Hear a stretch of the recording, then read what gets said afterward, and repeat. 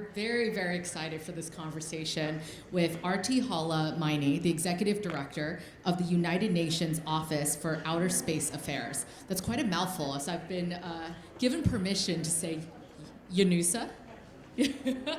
So we're just going to call it UNUSA for the rest of this talk. So Aarti, I know we're just meeting now.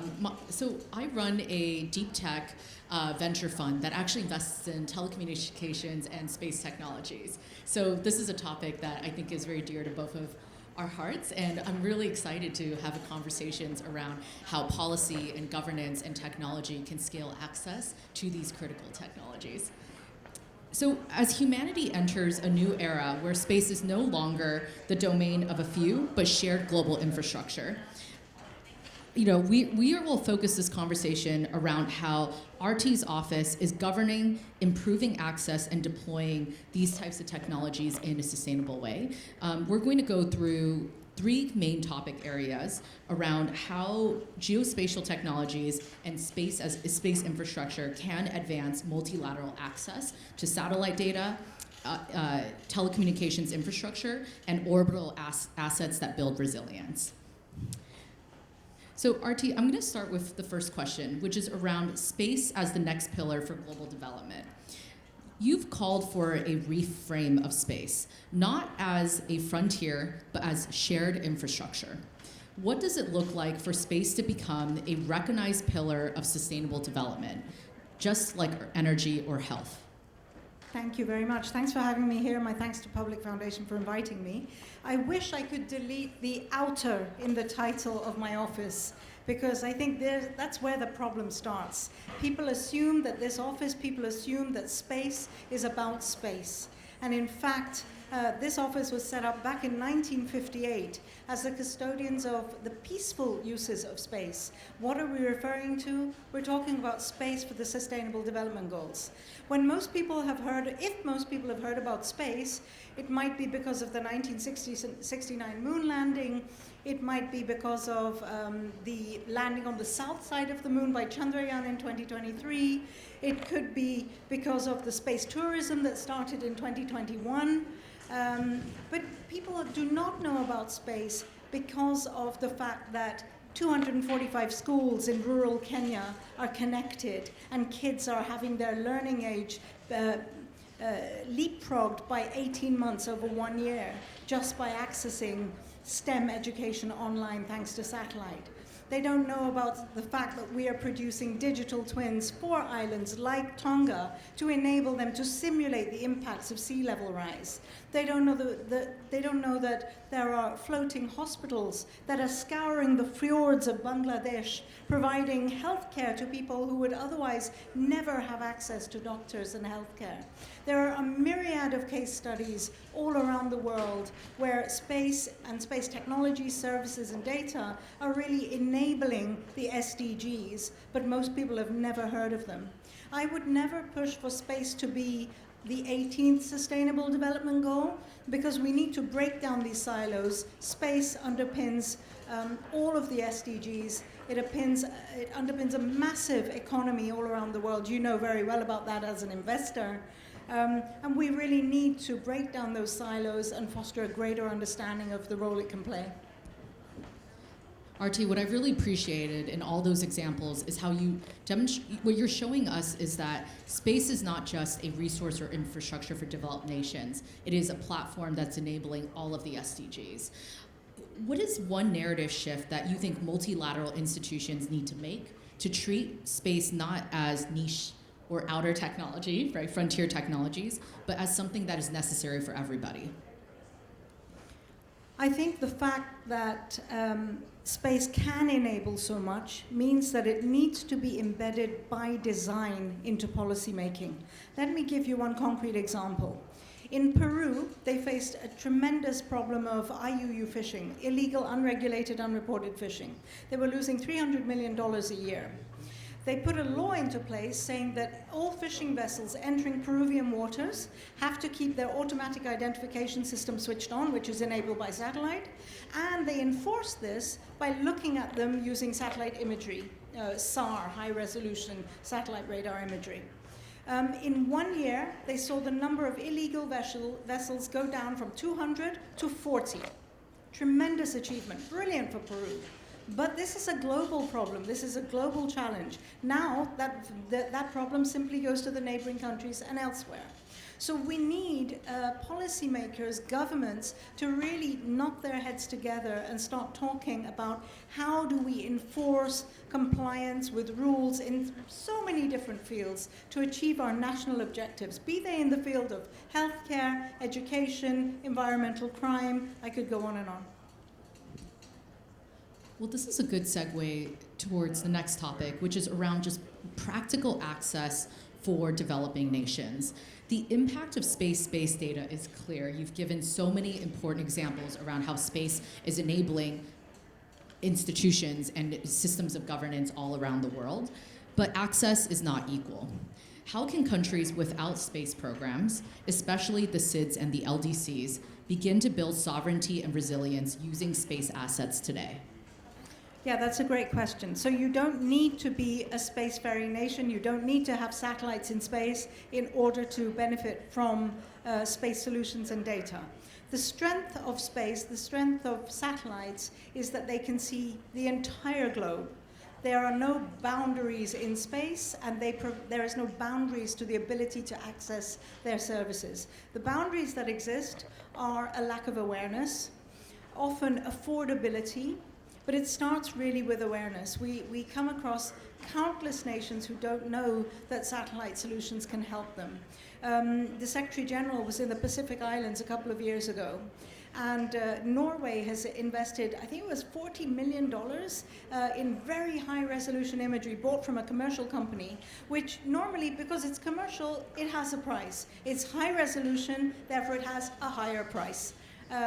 Right? And Norway decided, however, to make that imagery available for free to any country who needed it. None of the 27 Pacific Islands who were present at that forum, who were listening to presentations by my office, had any idea about this. So solutions are there, people don't know about them. There's an infinite supply of satellite imagery. We've been taking pictures of the Earth for the last 60 years. So much of that data is available for free. So much of it is simply archived and not used. So we really need to work on awareness raising. The office, the purpose of the office is to really be a gateway between the millions of dollars that have been invested into satellites, space technologies and solutions, and the communities and the countries that need it most. That is the raison d'être of our office. That's why we were established. We provide technical advisory missions to countries, national disaster management authorities, for example, to help them to put plans in place, building resilience and capacity at the local level. So this wasn't in my bio, but before I became a venture capitalist, I was a data scientist in government. So I was a power user of Esri and was obsessed with GIS data. I think a lot of us who have worked on data analytics in a public context, many of us actually cut our teeth around using GIS analysis during the Haiti earthquake. That was one of the very first times I think the United Nations and humanitarian organizations use GIS data to inform crisis response. I really wanted to kind of center on that specific examples. Today, if a country has 0 satellites, but is a major disaster risk, what would be the first step that your team would recommend to integrate space into national planning and crisis response? The first thing they need to do is ask us to support them with a technical advisory mission. We fly out we convene local experts depending on which country is requesting. If it's in Latin America, we bring experts from the Americas regions. If it's in APAC, we bring local experts as well. What we do is we sit down with the relevant ministries, and if there is a disaster management authority with them, we understand where are the gaps. Is it a gap in knowledge? Is it a gap in access? And we first of all put together a plan for what they need to do next based on where they're at in their journey. There's a lack of funding with this, but we try to follow up on the recommendations and on the reports that we make in the following years to see where they're at and what help they need next. Some key features of what we've done.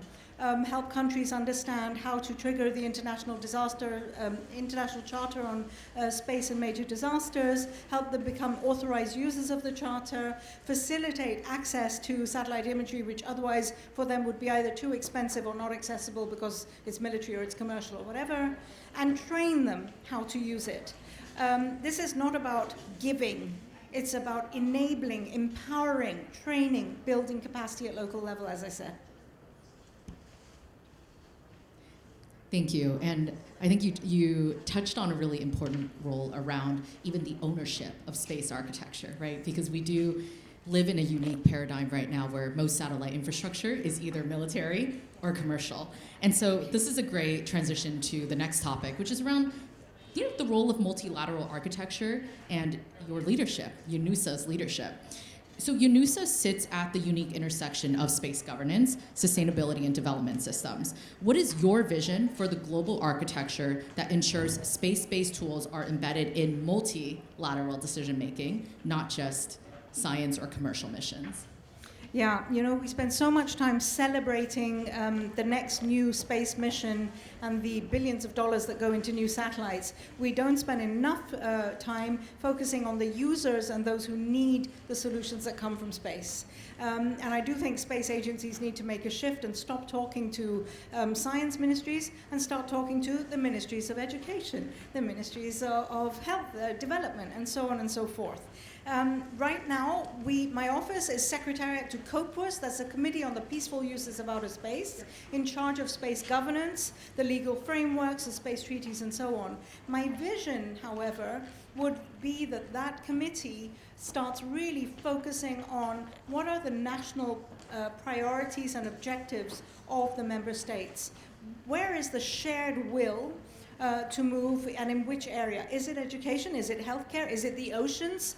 And so on. And that we really have them talk to each other about, right, we're going to leave this meeting and we're going to go away and speak to all of our maritime agencies and make sure that space policy as related to, for example, oceans and environmental crime is embedded by design. Yeah?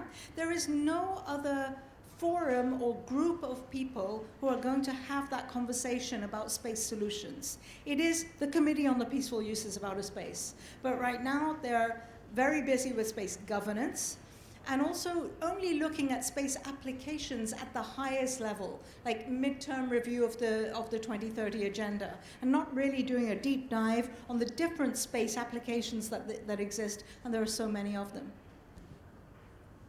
That's such an important point because, macroeconomically, we are living in a time of historic amounts of defense funding. And a lot of defense funding, whether this is the United States Department of War, right, or the United Kingdom's Ministry of Defense, that funding is going into space infrastructure. It is making these critical technologies into dual-use technologies, right? Technologies that can be used for military and commercial applications. But Aarti, in all of the examples that you have shared, you're showing that these could be triple use.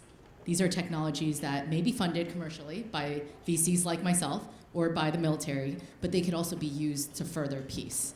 And so my last question for you then is how do we ensure that new voices, especially from the global south, how can we shape the rules of the road in orbit and not just follow them? How can we break the trend of what's happening right now? Yes, another great question. I came to the UN and to this office just 2 years ago, and I'm on a campaign of storytelling of all of the benefits of space and space solutions, because I know, I have seen firsthand the difference that they can make.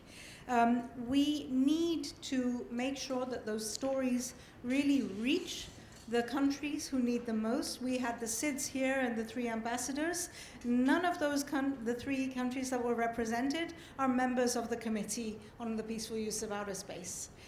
There are other SIDS, like the Maldives, for example, which are members.